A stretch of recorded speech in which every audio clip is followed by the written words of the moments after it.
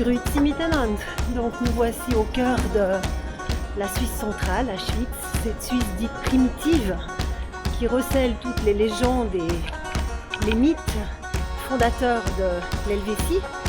Et nous avons voulu savoir si l'histoire est racontée toujours de la même manière au Musée national de Schwyz.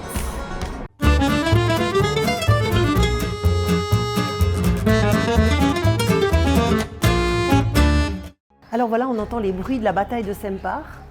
En même temps, ce pays est quand même particulier parce qu'au fond, il est bâti sur des héros mythiques qui n'ont pas existé. Et si on regarde ce que les sources nous disent, il n'y a pas d'héros comme Guillaume Tell ou d'autres qu'on est habitué à mettre en relation avec les débuts de la Confédération suisse. Et on en parle à la fin, donc au XVe siècle, quand avec le livre blanc de Sarnen, pour la première fois, on a une mention écrite de la légende de Guillaume Tell et aussi du pacte du Grütli.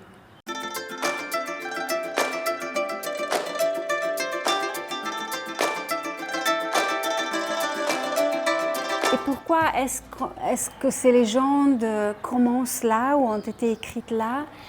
Probablement ça a à voir avec la situation au XVe siècle qui était une situation très caractérisée par beaucoup de guerres au XVe siècle où les anciens cantons de la Suisse n'allaient pas tous d'accord. Il y avait eu à la moitié du XVe siècle par exemple la guerre de Zurich.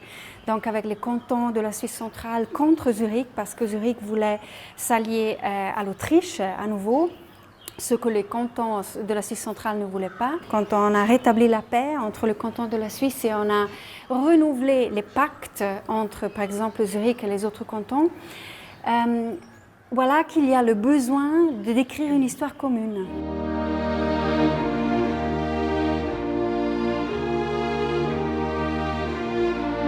Là, on a aussi à nouveau Guillaume Tell qui est très important comme figure et c'est l'époque des guerres de religion en Suisse. Donc, le canton protestant, le canton catholique et là on voit le besoin aussi à nouveau de reprendre des mythes d'origine ou de raconter l'histoire des origines de la Confédération suisse.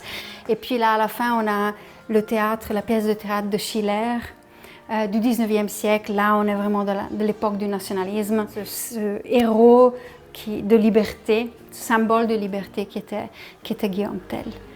Alors, sous la pluie, après Schwyz, on va rejoindre Altdorf et exactement Bürglen, où nous allons nous poser la question suivante. Est-ce que finalement Guillaume Tell était un rebelle, un assassin, un terroriste? C'est en tout cas la question très iconoclaste que nous propose le musée de Bürglen consacré à Guillaume Tell.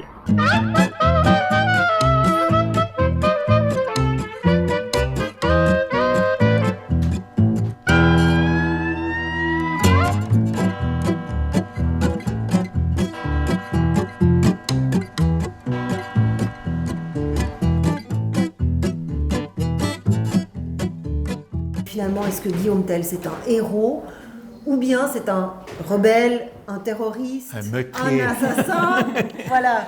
Non, pour nous, il est héros, c'est clair. Et finalement, on a besoin de héros? Toujours. Oui. Aussi quelquefois dans la politique, on a toujours besoin. Et pour ça, c'est une grande question. Pas si on a besoin du héros, mais qui est un héros? C'était les historiens qui ont posé la question. Je crois, c'était encore plus important il y a quelques ans. Moi, je crois que les histoires, les mythes existaient toujours. Et on a oublié ça et je crois maintenant, on a envie de les raconter de nouveau, aussi avec une interprétation nouvelle. Guillaume Tell était-il un rebelle, un héros? À chacun d'y répondre. Je crois qu'il faut être ici au cœur du sujet, au cœur de la Suisse centrale, pour pouvoir vraiment répondre à cette question.